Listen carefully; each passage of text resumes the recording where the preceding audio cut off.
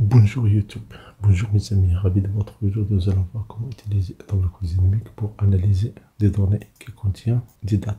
Nous avons ici une table, nous avons les dates, et nous avons les zones, colonne T, E les articles, et F les quantités. Juste des exemples, ce n'est pas réel, mais l'important c'est que vous montrez des idées qui peuvent vous être utiles dans votre travail. La première question, les valeurs maximales des quantités par année. Donc pour un article, juste les valeurs maximales.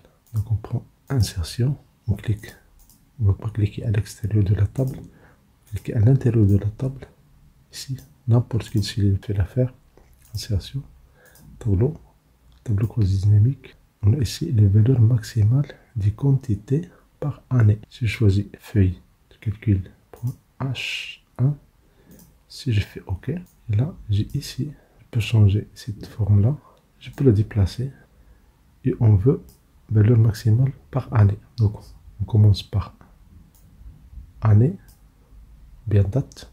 La date, on va la mettre dans les lignes. Vous voyez, il a généré toutes les dates existantes dans la table. On prend les quantités, on va les mettre dans les valeurs. Si je fais un petit peu de dialogue, je vais voir ici ce qu'il m'a donné. Il m'a donné les valeurs pour chaque date, bien la somme pour chaque date. Je peux cliquer sur création, disposition, choisir forme tabulaire, et voilà, j'ai les dates et les sommes des quantités. Maintenant, ce qu'on peut faire ici, pour avoir par l'année, faire clic droit, pour cliquer sur grouper. On va par année, donc on enlève les mois, on prend les années. Et voilà, j'ai les années et les valeurs. Mais je n'ai pas encore répondu à la question parce que il a demandé la valeur maximale et non la somme. Donc on fait dans la cellule I1, double clic, on prend ici la valeur maximale et on valide. Ça c'est la première solution. Deuxième solution, on clique sur n'importe quelle cellule ici, dans les valeurs, clic droit. Nous avons un menu contextuel. Ici on a affiché les valeurs, on a synthétisé. On veut un synthèse. Donc, synthétiser les valeurs selon les valeurs maximales. Et voilà, nous avons les valeurs maximales par année. Je fais un clic CTRL Z. Et notre solution, si je fais un clic droit, afficher la liste des champs. Et ici, dans les valeurs, je clique sur ce petit triangle. Et en bas, j'ai paramètres du champ. Et ici, je vais choisir la valeur maximale. Et voilà, je ferme cette porte de dialogue, valeur maximale par année. Donc la question, la première question est réglée. On a répondu à la première question.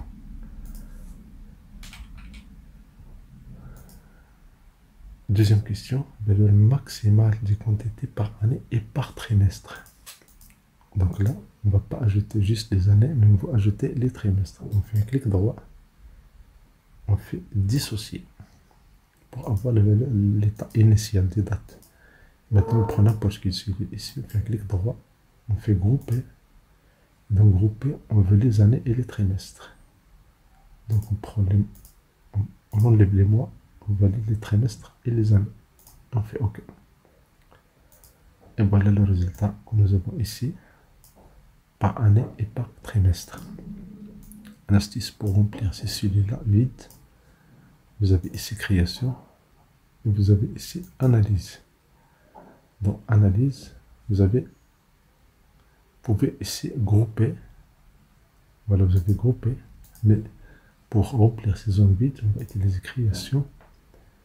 Et là, dans disposition de rapport, vous avez ce choix-là, répéter toutes les étiquettes d'éléments. Et voilà, nous avons le total de 2012, nous avons le total de 2013, etc., etc. Et voilà, on voulait changer cette forme-là. Je fais un clic droit, afficher la liste des champs. Et là, dans les années, vous pouvez mettre les années dans colonne. Et là, vous avez les années, le global, par année et par trimestre. Notre solution, on fait un clic droit, afficher la liste des champs, On va mettre année dans ligne. On va prendre date, on va le déplacer dans colonne. Si je ferme cette boîte de dialogue, et voilà, j'ai le global par trimestre.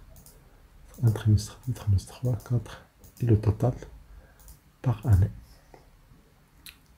Une astuce, un bonus pour vous. Supposons que vous voulez les données de trimestre numéro 4 de 2012. Faites un double clic sur site Cyril. Et voilà, vous avez les données de 2012 de cette donnée-là. C'est simple et c'est rapide. Question numéro 3. Analyser les sommes des quantités selon les dates. Somme des quantités selon les dates. On a déjà essayé selon les dates ici, les sommes ici. On fait un clic droit. On prend afficher la liste des champs. On va enlever les dates. Ici, on a le maximum. On fait un double clic sur la suivi I1. Ce qui est demandé, c'est la somme des quantités selon les dates. Et voilà, vous avez 2300 jusqu'à 2200, 2700. Un bonus, vous pouvez ordonner, trier ces données-là. Faites un clic droit, vous avez trié plus petit, plus grand. Et voilà, sinon, vous pouvez trier d'une façon décroissante. Ça veut dire commencer par les grandes valeurs. Et voilà, les grandes valeurs, c'est 2014. Dernière valeur, c'est 2020. Parce que ces nombres-là sont ordonnés de Z à A. La question numéro 4. Analyser les sommes suivant les articles et les dates. Les sommes des quantités selon les articles et les dates. Voilà, nous avons ici les dates. Ce qu'on va ajouter, on va ajouter les articles. Donc, vous cliquez sur création, ou bien analyse, afficher des champs. On ajoute ici le champ article. On va le mettre dans colonne. Si on ferme cette boîte de dialogue, voilà, nous avons les articles et les dates et le total. En bas, le total général. Une option, si vous voulez ne pas avoir ces totaux-là, vous pouvez cliquer sur création. Et ici, choisir si vous voulez activer pour les lignes uniquement. Donc, nous n'avons pas le total pour les colonnes. Si vous voulez au contraire activer pour les colonnes uniquement, vous n'avez pas les valeurs ici pour les années. Ici, vous voulez ne pas avoir ça ni pour les lignes ni pour les colonnes. Pour cliquer sur création, les totaux désactivés pour les lignes et les colonnes. Et voilà, vous avez vos données là.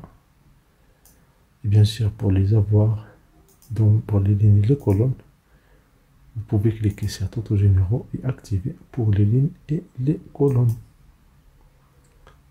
Et voilà, c'est rapide. Il suffit d'essayer et de faire changer la position des champs. Un clic droit, on affiche la liste des champs et là, vous déplacez et vous allez voir le changement immédiat. Merci pour votre temps, merci de vous abonner à cette chaîne, merci d'activer la notification pour recevoir d'autres vidéos agréables.